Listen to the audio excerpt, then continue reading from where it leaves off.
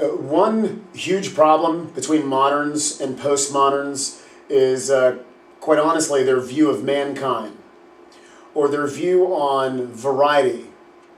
And I think it's important to use the term variety when we talk about race, because the modern framework believes that that mankind is broken up into these isolated, fractured family groups, and that the family groups are not only unique in and of themselves, but that the family groups themselves are categories, and categories that indicate borders that should not be crossed at all.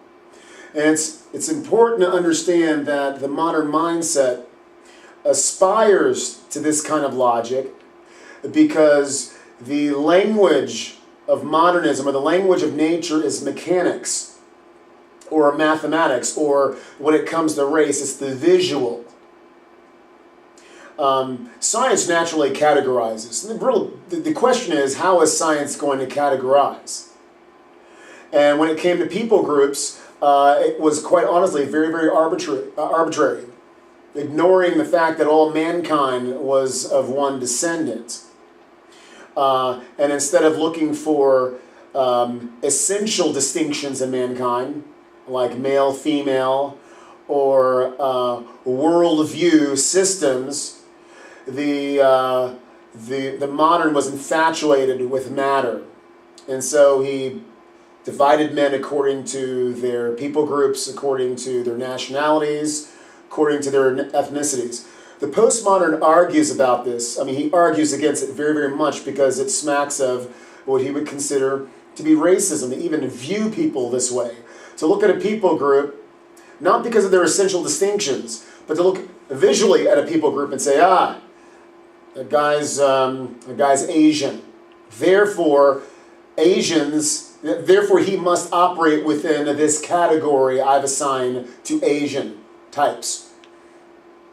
Or if he looks at the American Indian, or quite honestly, if he looks at the white man and views distinctions or character traits that he sees that cannot be divorced from the actual race. The postmodern revolts against that. And that's one of the reasons why the postmodern does not emphasize racial distinctions or even ethnic or national or international distinctions. He emphasizes behavioral distinctions. That's one of the reasons why the alternative lifestyle community is a uniquely distinct group nowadays. It's because they partner on the basis of behavior. The hip-hop community also, and the music communities, they do the same thing. It does not matter what the race is. Oftentimes it doesn't even matter what the gender is. What matters is that there is a value system that transcends matter. It transcends what you look like.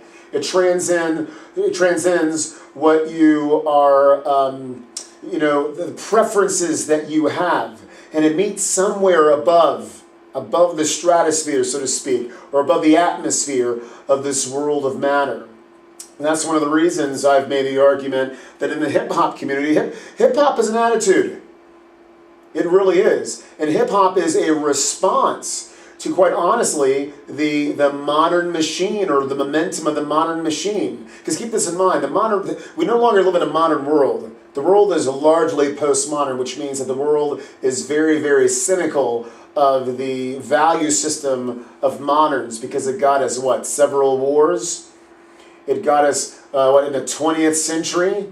I can't remember how many people have been executed for personal belief or for personal preference. How many people have lost their lives due to their racial ethnicity or to their religious affiliation. And so the postmodern looks at that entire system as bankrupt, and he's very, very offended when you equate the quality of a person with how tall he is, or what color he is, or where he comes from. To him, it's blasphemous to pinpoint a person like that, much less pinpoint anything. because, again, the postmodern believes that the modern emphasis upon matter is wholly truncated and has done so much damage. And quite honestly, has given him the world that he lives in.